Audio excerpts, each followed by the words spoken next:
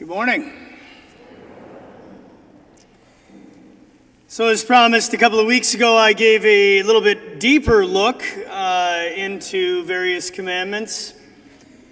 This particular Sunday, I'm just going to do kind of a machine gun roll through of the Ten Commandments and all of the different sins that can be committed under each. Maybe now more than ever, it's important in our time as we prepare for Holy Week and Easter to enter into a discernment regarding what we need to bring to Jesus in the sacrament of reconciliation. Now, I say that because if you really think about what we're celebrating, literally from Christmas all the way till now, God did what he did in Jesus Christ, and for that matter, prepared for it for thousands of years. Unleashed it during this 33-year time period. So for the last 2 millennia, we have had the availability to be forgiven, to receive salvation in the form of Christ's body, blood, soul, and divinity, of which we cannot receive unless we're in the state of grace, hence the need for confession.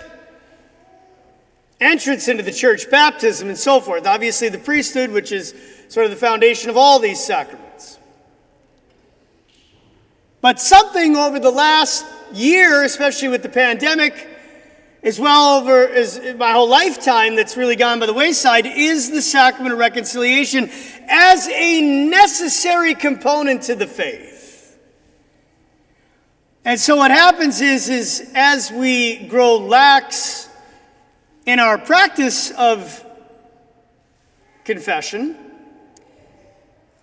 so does our conscience get swept away in the tsunami of mediocrity and sin.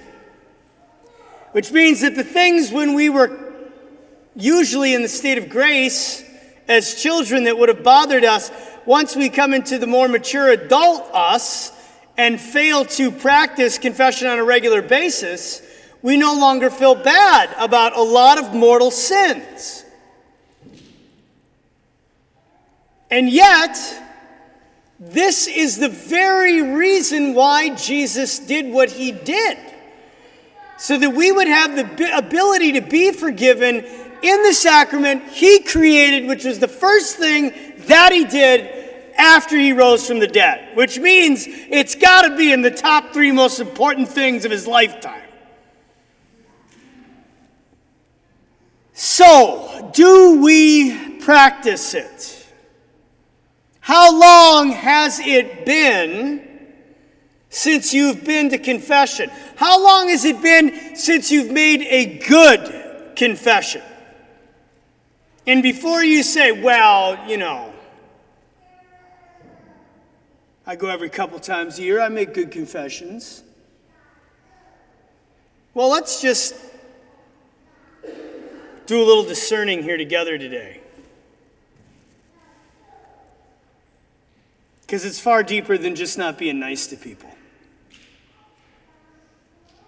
Commandment number 1, and I'm going to go through these really fast. So, like I said, it's a bit of a spiritual machine gun. I don't want to take up a ton of time here. I am the Lord your God. You shall have no other gods before me. Have you harbored hatred against God? Disobeyed God's commandments or the church's commandments? Refused to accept what God has revealed as true, what the Catholic Church proclaims for belief? Have you neglected to nourish and protect your faith by putting yourself in the near occasion of sin? Have you neglected to reject everything opposed to sound faith and what the church teaches, including family and friends if necessary? Deliberately misled others into wrong doctrine, wrong belief, or wrong faith, either through your words or your example as a Christian? Have you joined the forbidden groups to Catholics? Are you part of the Masons? Are you a communist? Are you a socialist? Do you belong to a political party that hates the Catholic Church and what it believes? Have you despaired about what your salvation may be or the forgiveness of your sins? Have you presumed on God's mercy? There's two ways. One, you don't need to go to confession. I'll just confess my sins to God. You presume he will forgive you in some other way than what he's commanded. Number two, I can just do this, and God will forgive me later because that's what we do in confession, and I don't really care. Have you loved someone, including family members, or some things such as money, power, political party, prestige, social media, or any other thing in this world more than God? Be honest with yourself. Have you let someone or something influence your choices more than God? Have you engaged in superstitious practices, horoscopes, fortune telling, or even deeper than that, the occult, Ouija boards, seances, any type of Wiccan practices, which is the occult or actual worship of Satan? And have you hidden a serious sin or told a lie in confession? If in fact you have, the confession was invalid, you committed a sacrilege, you are not forgiven, and every confession that you make after that will also be invalid until you confess that mortal sin. Second commandment, you shall not take the name of the Lord your God in vain. Have you used the name of God in cursing or blasphemy, or just casually, like, oh my God? We hear it all over the place, right, everyone? Have you made any promises or fulfilled to keep vows in God's name? Have you used the name of God irrespectfully in any way whatsoever, especially in condemning a person? Have you spoken about the faith, the church, the saints, or sacred things with irreverence, hatred, joking, or defiance? Have you watched television or movies or listened to music that treated God, the church, the saints, or sacred things irreverently? Locker room talk about anything holy? Have you used vulgar and suggestive or obscene speech, even if it was with your friends? Belittled others in your speech? Behaved disrespectfully in the church, such as talking during Mass, misbehaving during Mass, or lingering around after Mass, having loud, boisterous conversations that have nothing to do with God? Or have you spoken irreverently about the church itself? Misused places or things that are set apart for worship, such as the Bible you got at your wedding. Has it collected dust sitting in a corner somewhere, or is your rosary underneath your socks in your dresser? Misused places or things for the worship of God, committed perjury, or blamed God for your failings even though they were your fault. Third commandment, remember to keep holy the Sabbath. Now, even during the days of the pandemic, the obligation was lifted. It is now back in place. So have since then you missed Mass or holy days through your own fault with no reason at all? Have you neglected to set some time each day for personal prayer and communion with Jesus? Have you stopped in to see him? Have you received any sacrament while in a state of mortal sin? Pause. Once again, hear me. If you are in the state of mortal sin, it is a grievous sacrilege against Christ to come up here and receive Holy Communion.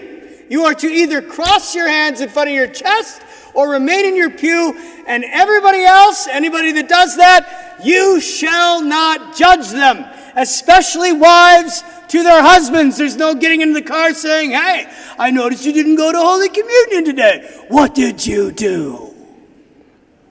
You can laugh at that.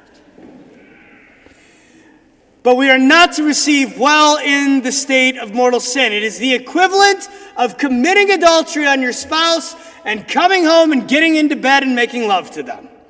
It's a terrible offense against the love of Christ, and it is designed to remind you that you cannot receive God, therefore you probably will not go to heaven until you make a good confession. So it steers the person back to God's mercy and repentance.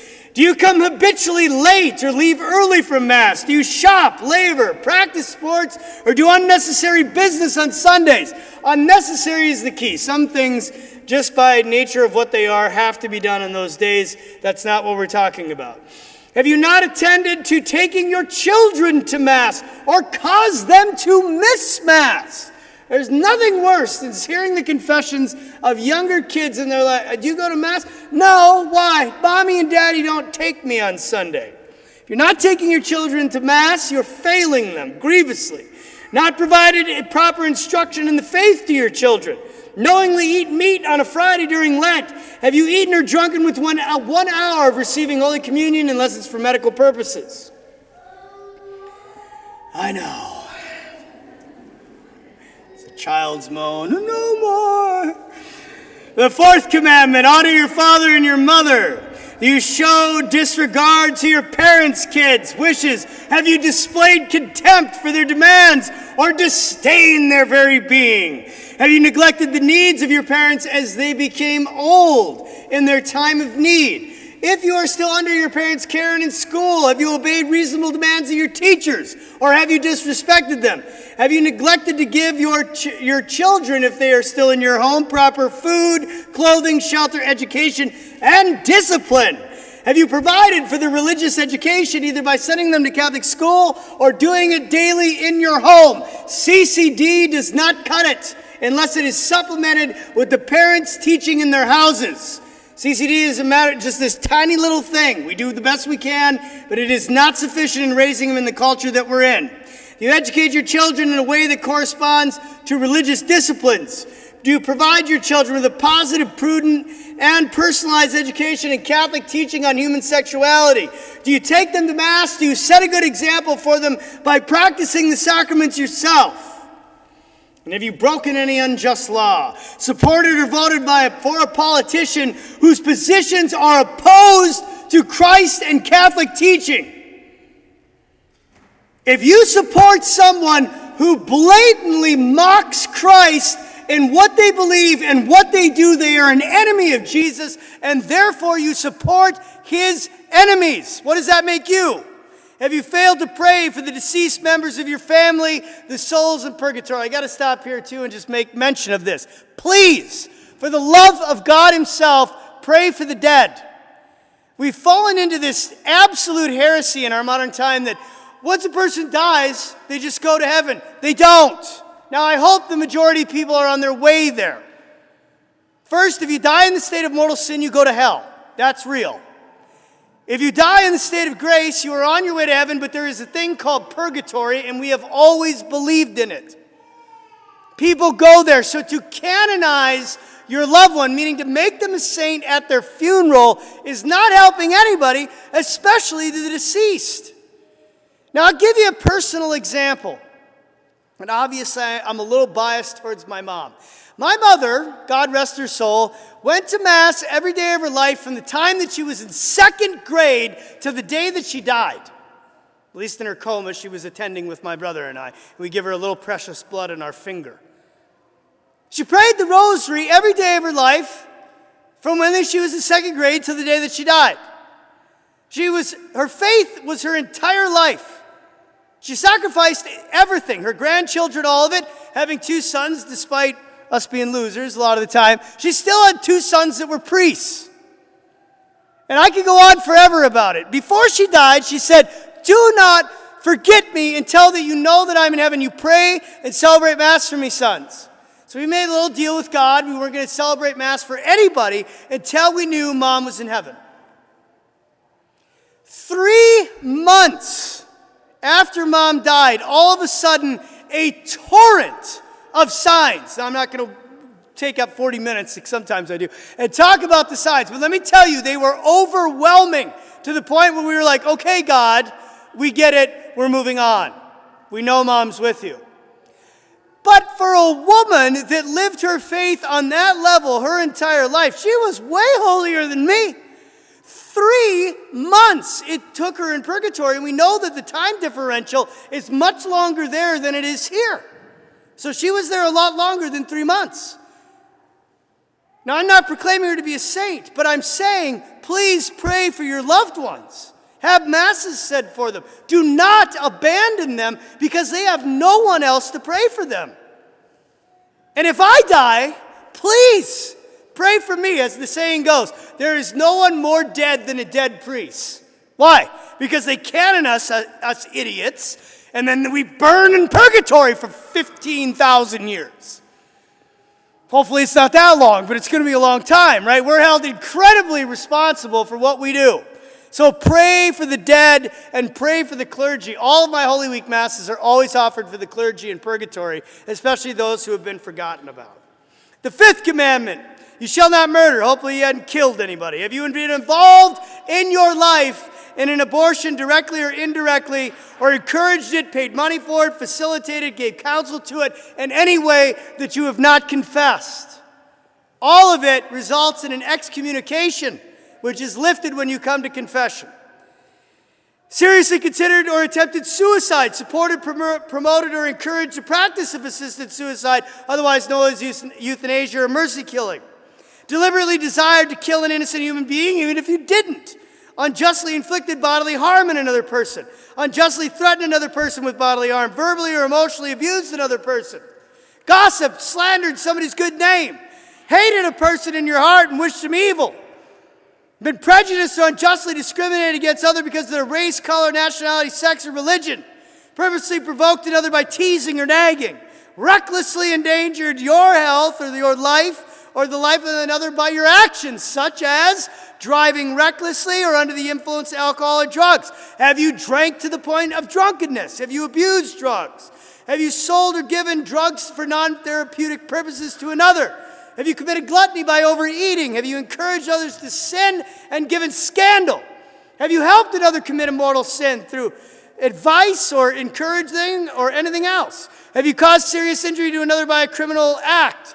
Indulged in unjust anger? Refused to control your temper? Been hateful, quarreled with, or willfully hurt someone? Been unforgiving of others, especially when they asked for your mercy? Sought revenge or hoped something bad would happen to someone, delighted in the hurt and suffering of another person, treated animals cruelly, causing them to suffer or die needlessly.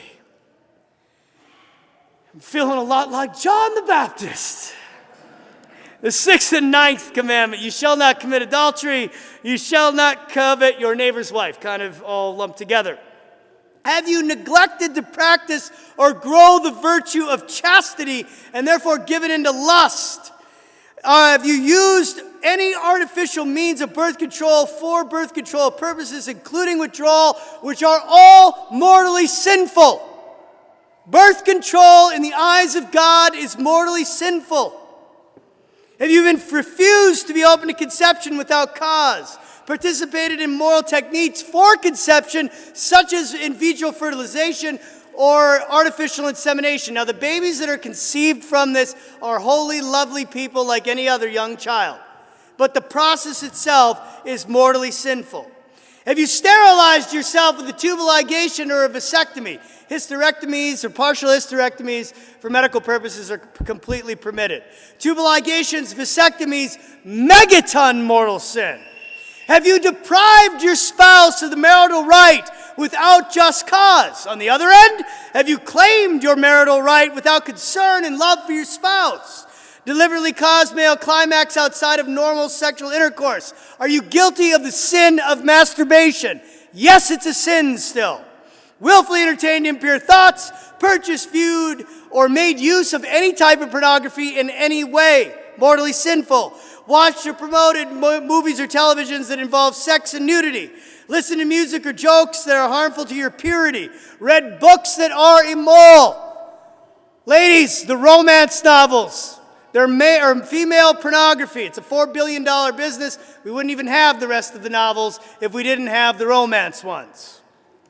Be careful with them. Have you committed fornication, just sex before marriage? Are you guilty of adultery? You cheated on your spouse. Have you engaged in any type of physical homosexual activity, which is all mortally sinful? Have you committed rape, engaged in sexual foreplay before you're married that is heavy petting or excessive touching that would be reserved for marriage? Seduced someone or allowed yourself to be seduced?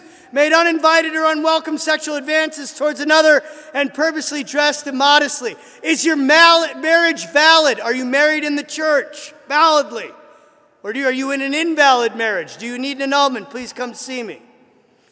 You shall not, 7th and 10th commandments, you shall not steal, you shall not covet your neighbor's goods. Have you stolen? envied others on account of their possessions, neglected to live the spirit of the gospel of simplicity, neglected to give generously to others in need or to the church, not consider that God has provided with you with a lot of money, maybe to benefit some other people as well. Allowed yourself to be conformed to the consumer mentality, neglected to practice corporal works of mercy, deliberately defaced, destroyed another person's property, cheated on anything, squandered money in compulsive gambling, made a false claim to an insurance company. Have you paid your employees a living wage or failed to give, as an employee, a full day's wage or full day's work for a full day's pay? Have you honored all your contracts, paid all your debts? Have you overcharged anyone, especially to take advantage of them? And have you misused anyone in any way? 8, you shall not bear false witness against your neighbor. Have you lied, knowingly or willfully deceived another, perjured yourself, gossiped, committed detraction, or any other way of destroying a person's name, whether through speech or writing or anything else? You've been guilty of rash judgment, failed to make reparations for a lie that you told. Have you failed to speak out in defense of the Catholic faith? Or have you slandered the clergy, slandered the church, and slandered the faith? Have you betrayed another's confidence through speech, deed, or in writing? And have you been jealous and envious of anybody's anything? I would have been a great salesman, you know. I sell the gospel. So, now that we've heard the bad news, the good news is that you are loved more than you can possibly imagine. So much so that that's what it took to redeem all of this. And it's still available. So the biggest sin, everyone, is what? Why aren't we going? Yes, I agree. I've been really having the kids on my side for the last month here. It's wonderful. Come, Holy Spirit. So if it's been a real long time, please, please, please, on behalf of Jesus, I'm inviting you back to confession. I'll make it real easy on you, I promise. Come to me. The big deal. You come, make a full, honest confession, small penance. I won't discuss a bunch of stuff. But this is something that is such a megaton blessing, we should be using it all the time. The greatest sin that we can commit against Jesus is not conforming our will to his. He can do all this. Despite what people believe about the Catholic Church, we don't believe we can earn our way to heaven through works. We believe that Christ has done all the work. We just need to show up and receive our salvation in the sacraments in which this new life lives. But he has no control over your will. That's free. And so we have to actively use our will in our lives to give to him, to come up and receive Holy Communion, to go and receive his mercy and confession, to bring our children to be baptized and confirmed, to come and receive sacramental marriage, to lay on the floor and give my life away to be ordained.